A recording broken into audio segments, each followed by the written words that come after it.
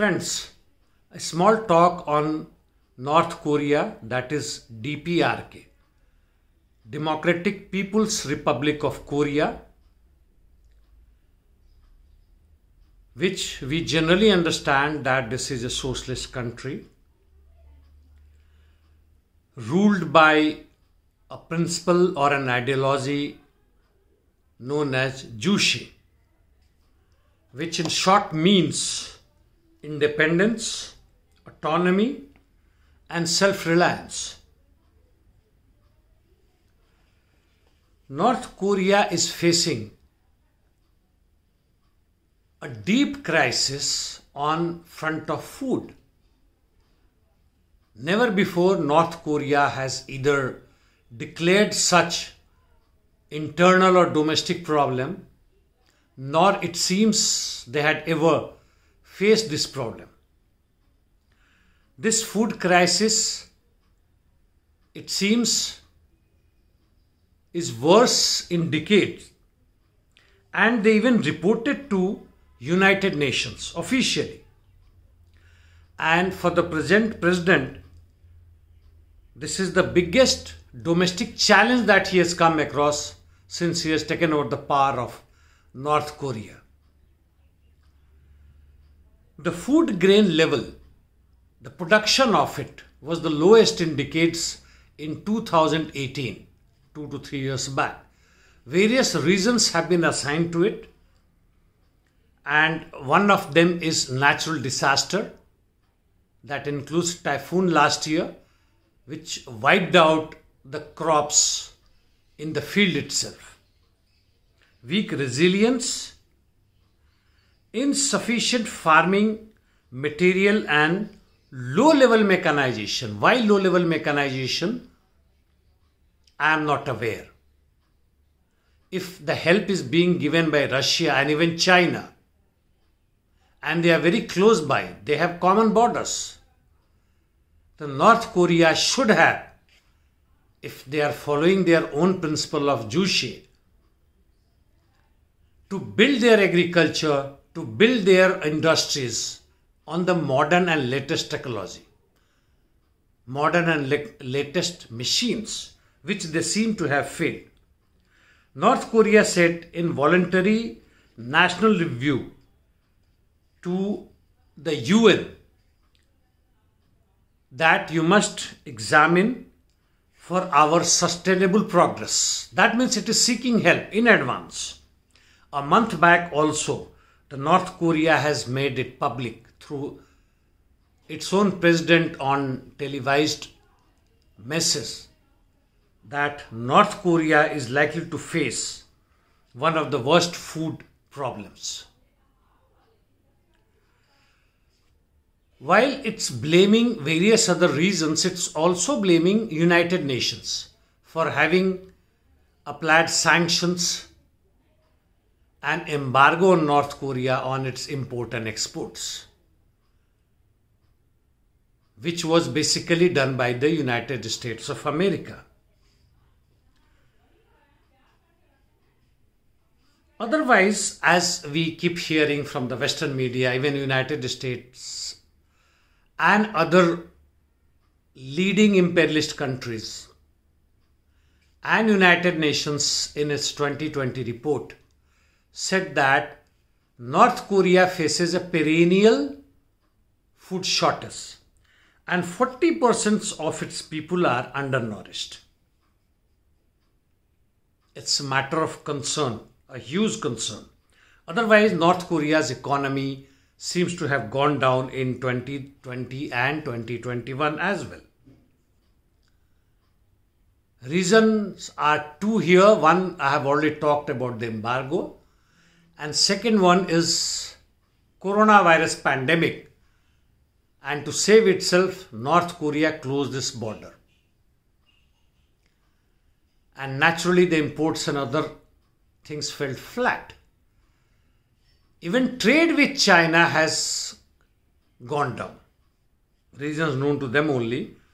But it has happened. And USA in the meantime has approached again to North Korea to resume talks on nuclear disarmament. You must be aware of this. And North Korea, despite facing the problems, acute and chronic problems, has showed two fingers to US regime. Well, this kind of starvation or looming starvation in North Korea is not unique in the world, where the food grains are massive to take care of its citizens, 8 billion citizens, for years. But elsewhere as well, like in North Yemen,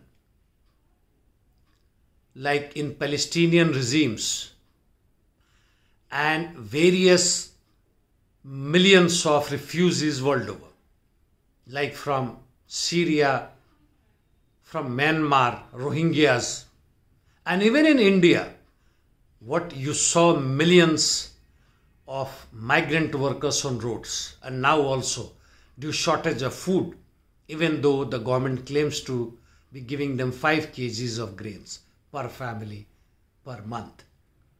Utterly insufficient.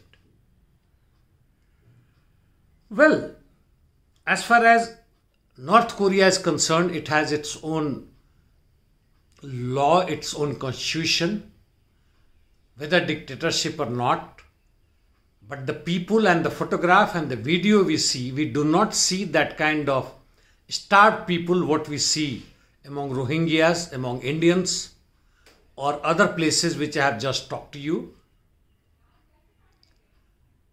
But still they are likely to face, probably first time after their independence.